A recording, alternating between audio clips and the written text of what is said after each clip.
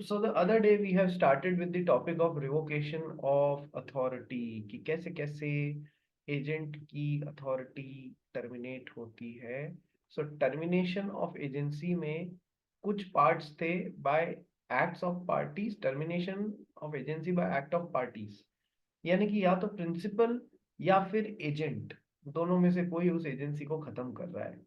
और second point है आपके termination of agency bye operation of law, जहां पर कानून के कारण वो एजेंसी खत्म हो जाती है. ठीक है. तो अब जब पार्टीज करनी है तो एक तो था रिवोकेशन और एक था रिनंसिएशन. रिनंसिएशन हमेशा राइट ऑफ एजेंट है. एजेंट अपनी एजेंसी का राइट रिनाउंस कर रहा है. ठीक है, वो छोड़ दे रहा है. I am renouncing my right. ठीक है. रिवोकेशन मतलब प्रिंसिपल खत्म कर रहा है, रिवोक कर रहा है. ठीक है. तो आइए रिवोकेशन और रेनंसिएशन को पढ़ते हैं. Revocation, Daksh Agarwal. Revocation right of principal. Principal may revoke the authority given to his agent at any time before the authority has been exercised so as to bind the principal. Section 203. However, the principal cannot revoke the authority given to his agent after the authority has been partly exercised so far regarding such acts and obligations which arise for the acts already done in the agency. तो Section 204. सबसे पहले revocation कौन करता है? कि sir principal करता है. Principal बोलता है कि भैया ये अब रिवोक है, तेरी एजेंसी खत्म है. ठीक है सर. सर रिवोकेशन कब करना होता है? एजेंट ने अपनी दी गई अथॉरिटी को एक्सरसाइज करके प्रिंसिपल को थर्ड पार्टी के साथ में बाइंड कर दिया, उससे पहले इसको ये एजेंसी को रिवोक करना होता है. ठीक है. यदि एजेंट ने अपनी एजेंसी यूज ले ली तो फिर उस काम के लिए तो प्रिंसिपल बाउंड हो जाएगा.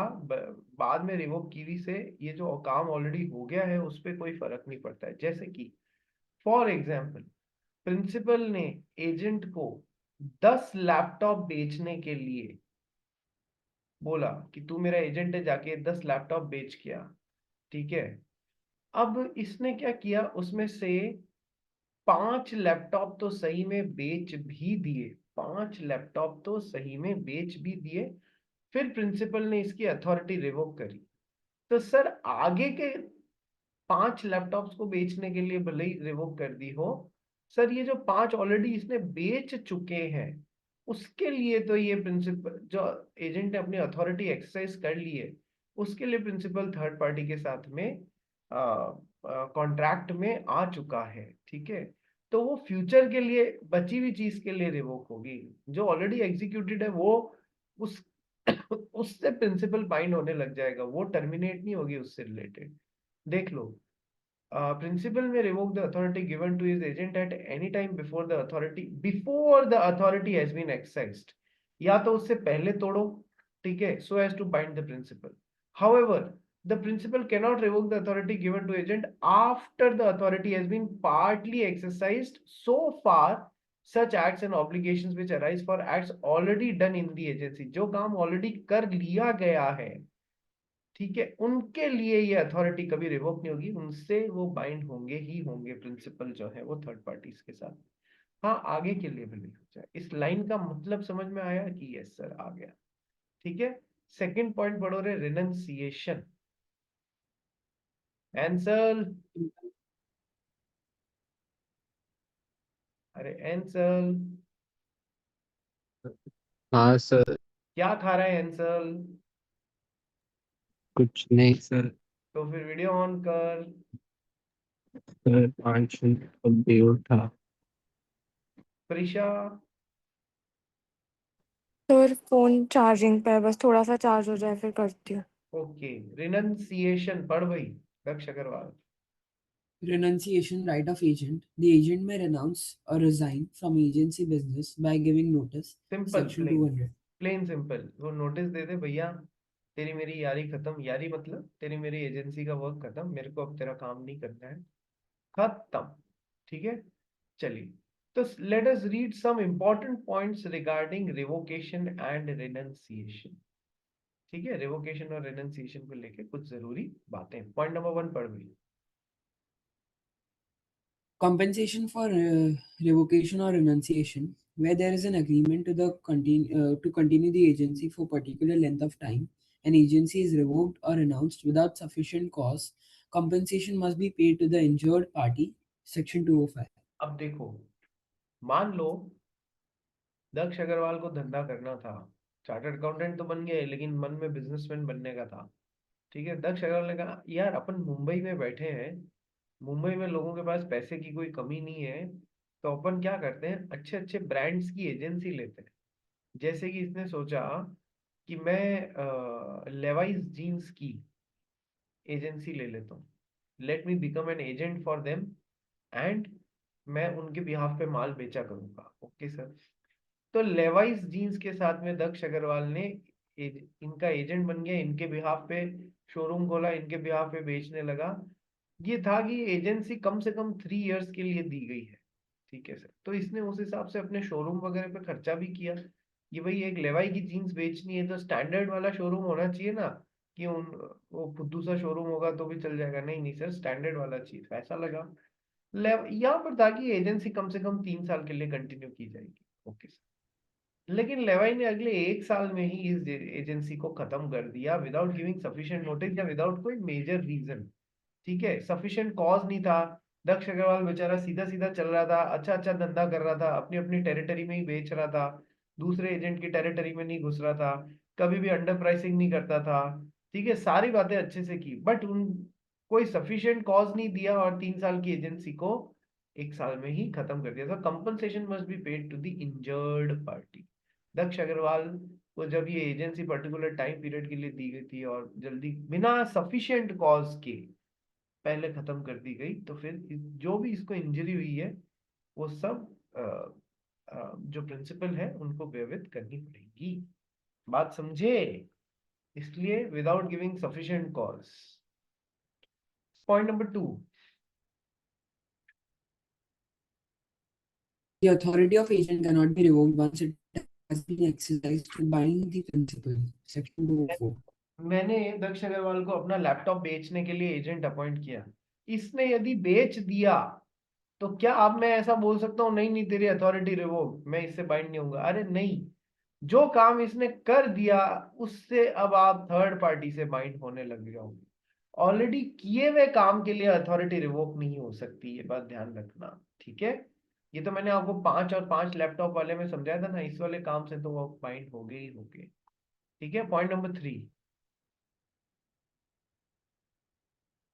When the agent has partially exercised his authority, the principal cannot by revocation alter the acts already done.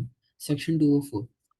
when the agent is partially exercised his authority, principal cannot by revocation alter the acts already done।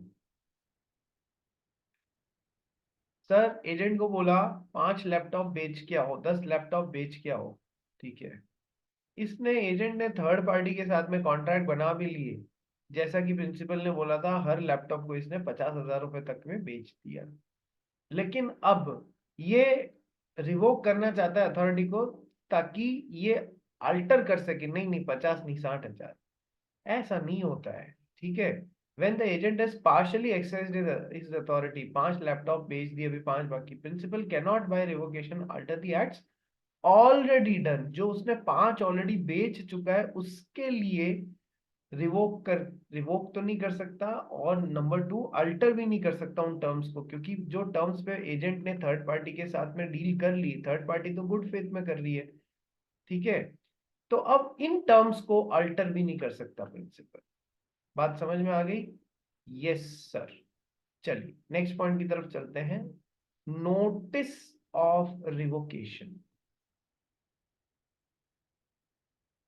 Section 206. When the principal, having justification to do so, revokes the authority, he must give reasonable notice of such revocation to the agent. Otherwise, he can be liable to pay compensation for any damages caused to the agent.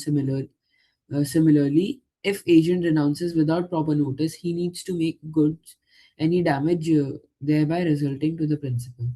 देखो, चाहे principal revoke कर रहा हो agency को, चाहे agent renounce कर रहा है एजेंसी रिलेशनशिप,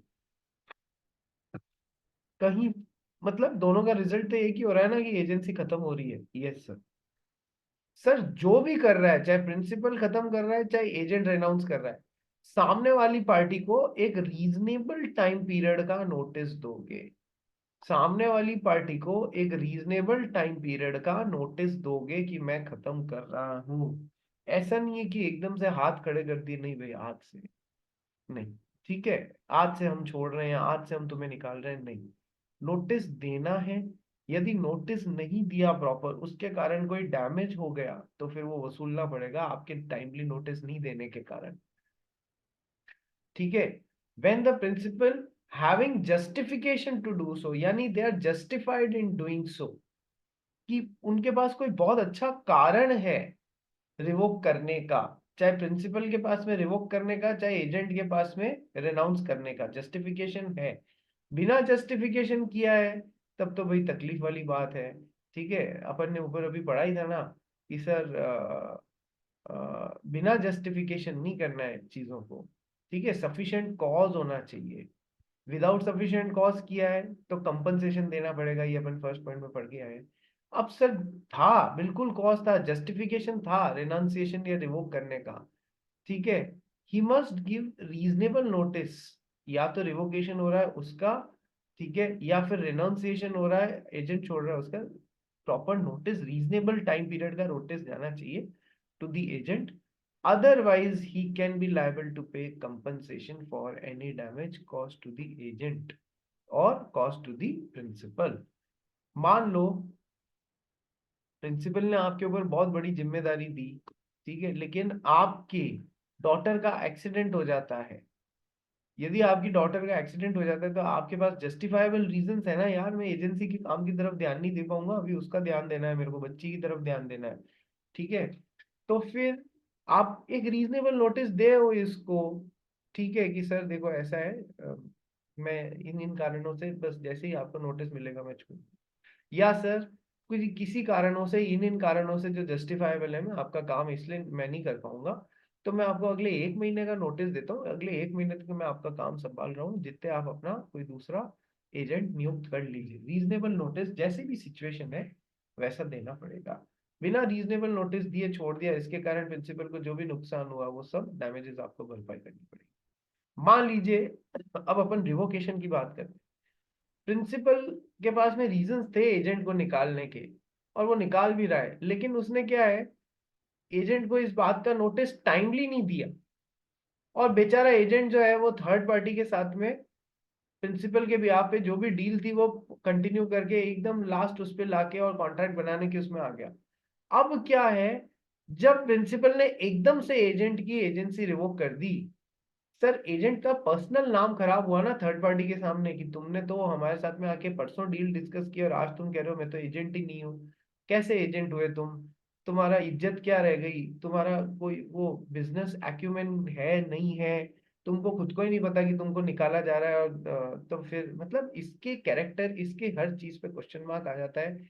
हो सकता है ये कोई एडवांस दे के आ गया हो कोई डील के लिए।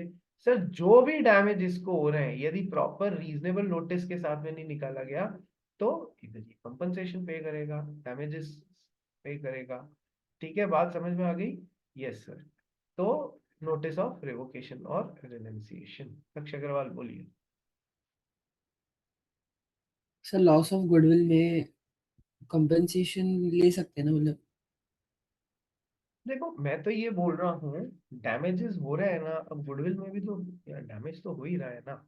अपन ने वहां पर पढ़ा था ना कि सर वैसे तो पेनल्टी नहीं, मतलब एग्जेम्पलरी डैमेजेस और प्यूनिटिव डैमेजेस और विंडिक्टिव डैमेजेस जो है वो वैसे तो डिमांड नहीं कर सकते, लेकिन अपन ने वहां पर एक केस पढ़ा था कि सर जितने छोटे रुपए का चेक बाउंस बैंकर की गलती से हो रहा है, उतने ज्यादा रुपए का अपन एग्जाम्पलरी या प्यूनिटिव या विंडिक्टिव डैमेज डिमांड कर सकते हैं। तो यार वहां पर गुडविल ही तो खराब हो रही थी एक तरीके से, जिसका चेक ठीक है बैंकर सर।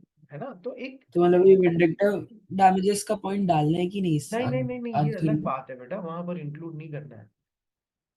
तो वहां पे पेनल्टी का भी लिखूं कि नहीं लिखूं? क्या पेनल्टी? मैं तो कि तेरे को मतलब मैंने तो तेरे को गुडविल से को रिलेट किया, अब तू वहां भाग रहा है जो मैं मना कर। ठीक है, तो मैं बस ये लिख दूंगा For the loss of goodwill, the party must be compensated. देख, तेरे को जो इस पैराग्राफ में लिखा हुआ है ना वही लिखना है। इसलिए मैंने कोई गुडविल वुडविल मैंने मेंशन किया कि मैंने समझाया है तेरे को बस। ठीक है, आपके पास में किसी को निकालने का या छोड़ने का रीजन है और आप छोड़ रहे हो या निकाल रहे हो, लेकिन आपने उसको टाइमली इन्फॉर्म नहीं किया, इसके कारण उसको नुकसान हो रहा है। गुडविल तो एक एक एवेन्यू है। हो सकता है उसने, एजेंट ने प्रिंसिपल का काम करने के लिए खुद की जेब से पैसा खर्च दिया हो, वो फिर डैमेज हो जाएगा उसका। हो सकता है उसने काम करने के लिए कोई किराए पे जगह ले ली हो या खुद ने एडवांस लगा दिया हो कोई पैसा। सर ये फिर इसके डैमेज होंगे ना। उसमें मैंने एक छोटा सा पॉइंट इन सब चीजों में गुडविल डाल दिया, तो गुडविल के पीछे मत पड़। ठीक है। ठीक है sir. Revocation and renunciation may be either expressed or implied। express भी हो सकते हैं, implied भी हो सकते हैं। express तो बोल के कर दो, ठीक है। implied कैसे कि सर ऐसे, प्रिंसिपल ने एजेंट को अपॉइंट किया कि मेरी गाड़ी बेचनी है, इतने इतने रुपए में बेचनी है, लेकिन वो बेचता उससे पहले प्रिंसिपल ने खुद ने वो कार बेच दी, एजेंट बेचता उससे पहले। This is an implied revocation of authority of the agent. अब बोलने की जरूरत नहीं है। ठीक है, चलिए। तो सर हमने रिवोकेशन और रिनंसिएशन जहां पर पार्टीज का एक्ट होता है। अब termination of agency bye operation of law. तो अब अपन यहां से पढ़ रहे हैं कंप्लीशन ऑफ बिजनेस, यानी कि ये सब पॉइंट्स जो कानून के कारण होते हैं वो पढ़ रहे हैं। ठीक है, तो कंप्लीशन ऑफ बिजनेस पढ़ भाई। Completion of business, an agency is automatically and by operation of law terminated when its business is completed. Example, the authority of an agent appointed to sell goods ceases to be exercisable when the sale is completed. Second, where the agency is for the particular object whose performance becomes impossible, the agency is terminated. देखो, completion of business या फिर एक minute, हाँ, impossibility था, ये क्या था ये? हाँ, तो सर जो काम के लिए एजेंट अपॉइंट किया है, या तो वो काम पूरा हो गया, कंप्लीट हो गया बिजनेस, जिस भी एजेंसी के लिए वो था, एजेंट अपॉइंट किया गया था, वो काम पूरा हो गया। So an agency is automatically and by operation of law terminated when its business is completed. Car बेचने के लिए एजेंट अपॉइंट किया था, कार बिक गई, एजेंसी खत्म। ठीक है, नेक्स्ट। सर जहां पर वो काम जिसके लिए एजेंट अपॉइंट किया है वो काम ही इम्पॉसिबल हो गया है, सो द एजेंसी टर्मिनेट्स। मान लो मैंने अपना कार बेचने के लिए आपको एजेंट अपॉइंट किया था, कार का ही डिस्ट्रक्शन हो गया है, तो अब आप क्या उसको बेच पाओगे? नहीं सर, तो एजेंसी भी खत्म हो गई। ठीक है, चलिए। नेक्स्ट आता है डेथ और इंसैनिटी ऑफ द प्रिंसिपल और एजेंट। डेथ और insanity, what do you mean by insanity? What do you mean by insanity? What do you mean by insanity?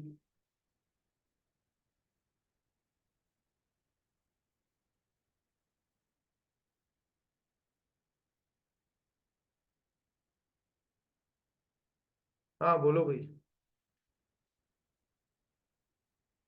Insanity क्या होता है बताइए। Some mental incapacity हो गया या फिर derange, derange brain derange हो गया। मेंटल इनकैपेसिटी हो गया या फिर, ठीक है, कि सर इंसेन। तो सर इडियट आदमी भी इंसेन होता है या नहीं होता है? इडियट आदमी भी इंसेन होता है या नहीं होता है बताइए। होता है सर। ठीक है, तो बहुत सारे पढ़ाए थे, हालांकि तुम्हारे मॉड्यूल में इतनी डिटेल में नहीं दिए हुए हैं, बट कोई बात नहीं। चलिए पढ़ वही इसको, डेथ और insanity. Death or insanity, an agency is determined or terminated automatically on the death or insanity of the principal or the agent. Winding up of a commodity or dissolution of the partnership has the same effect of death, Act done by agent before death is binding. दक्ष अग्रवाल, हाँ sir. चश्मा है क्या तेरे? नहीं वो. So, an agency is determined automatically on the death or insanity of the principal or the agent. यदि principal मरता है तो एजेंसी ऑटोमेटिकली रिवोक, यदि एजेंट मरता है एजेंसी ऑटोमेटिकली रिवोक, ठीक है। या फिर प्रिंसिपल इंसेन हो जाता है या एजेंट इंसेन हो जाता है तो फिर ऑटोमेटिकली रिवोक, ठीक है। So winding up of a company और dissolution of partnership has the same effect of death। देखो,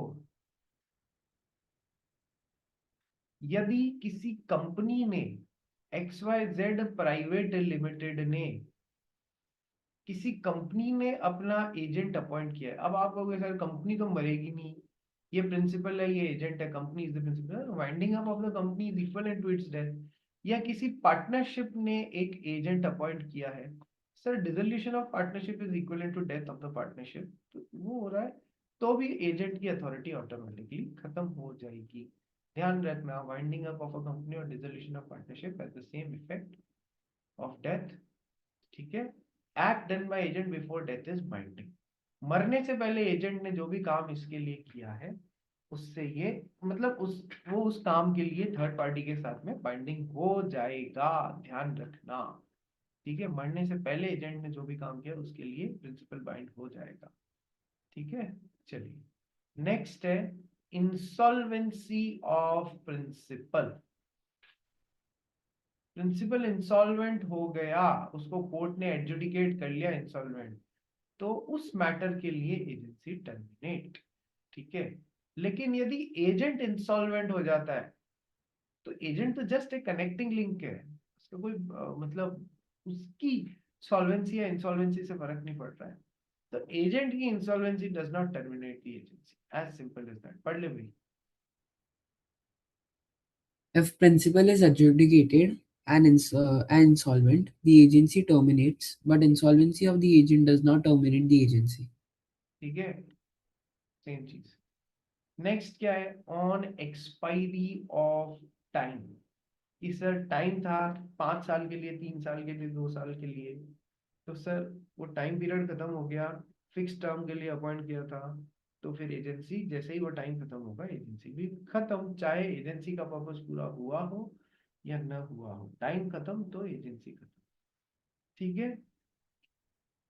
यदि आपने एजेंसी को आगे बढ़ाया नहीं तो ऑन एक्सपायरी ऑफ टर्म वो ऑटोमेटिकली खत्म, उसके बाद में एजेंट ने कोई काम कर दिया गलती से तो उससे प्रिंसिपल बाइंड नहीं होगा, ठीक है। दक्ष अग्रवाल बोलिए। सर इंसॉल्वेंसी में डाउट आ रहा था कि अगर प्रिंसिपल इंसॉल्वेंट हो गया और एजेंट ने अपनी जेब से कुछ पैसा भरा तो डैमेजेस मतलब क्लेम नहीं कर पाएगा ना? तू देख, तू लॉजिकली सोच क्या होना चाहिए इसमें। नहीं कर पाएगा। भाई इसका ये जो अपना रुपया मांगता है ना, मान लो 10 लाख रुपए, और ये इंसॉल्वेंट होने के बाद रुपए में 10 पैसे ही दे पा रहा था, तो ज्यादा से ज्यादा इसको 1 लाख रुपए में दे, समझा। ठीक है।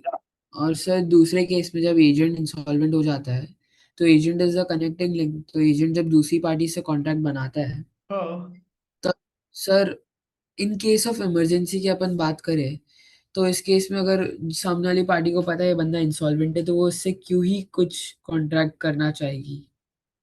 देख, इंसॉल्वेंट ये अपनी पर्सनल कैपेसिटी में हुआ है, लेकिन एजेंसी इसको प्रिंसिपल के रिप्रेजेंटेशन के लिए मिली, दोनों में फर्क होता है, ठीक है।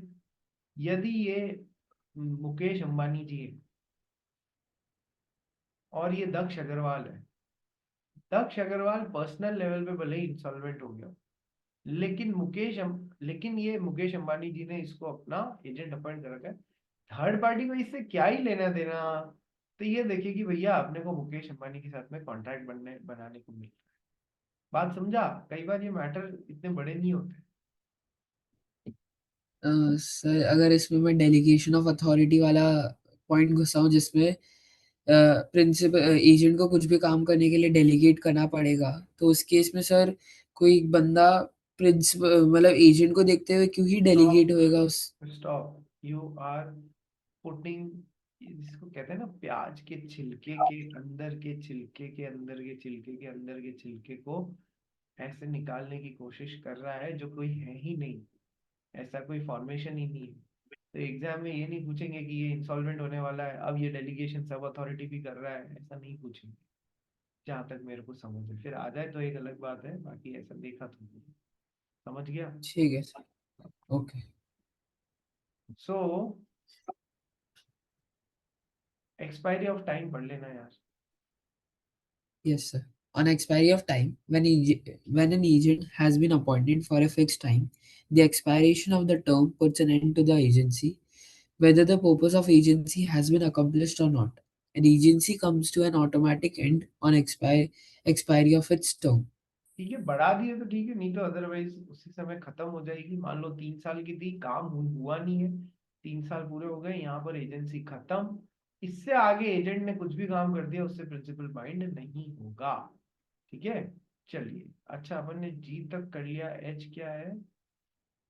G H destruction of subject matter cover करने की कोई बात नहीं है। आई है principal becoming an alien enemy और सब्सिक्वेंट इलीगैलिटी।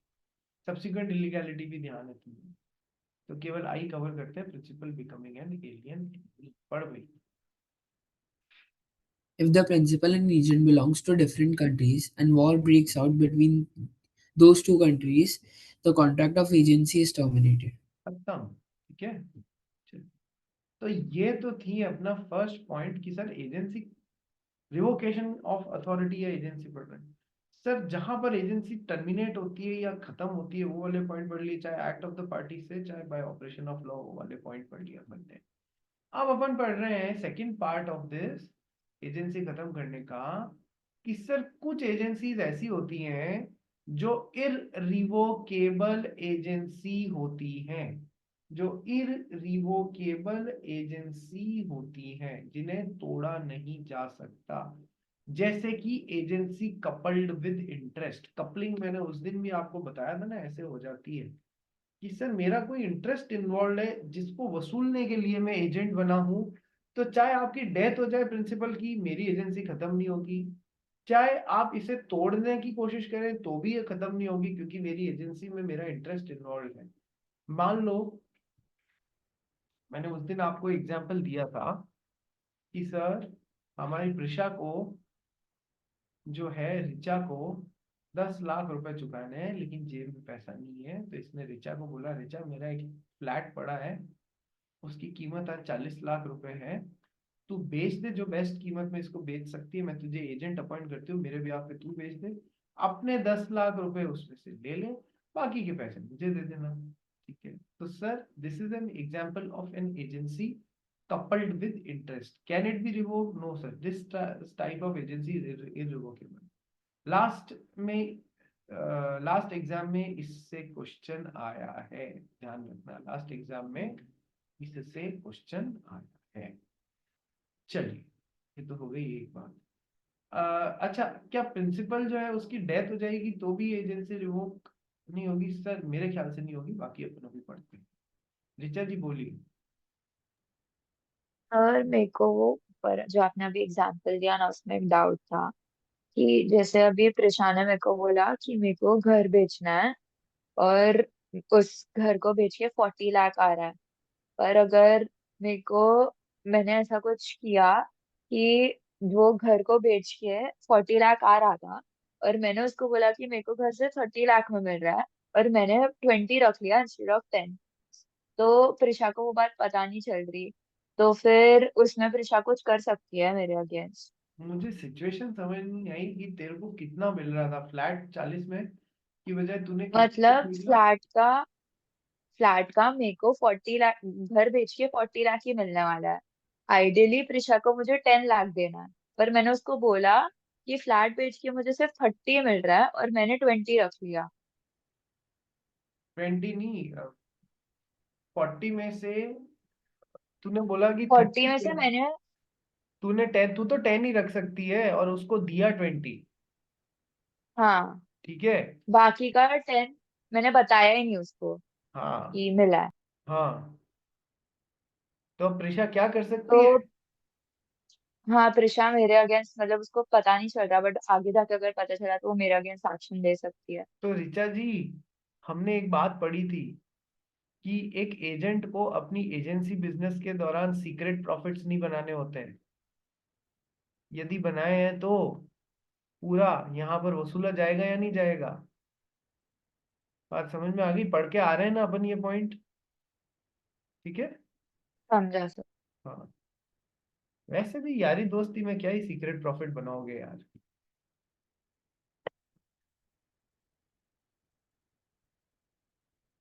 यारी दोस्ती में क्या ही सीक्रेट प्रॉफिट बनाओगे। चलिए पढ़ते हैं। इररिवोकेबल एजेंसी या एजेंसी कपल्ड विद इंटरेस्ट। पढ़ भाई। When the agent has an interest in the subject matter of the contract, the authority is irrevocable until otherwise expressly agreed. This is known as agency coupled with interest. Section 202.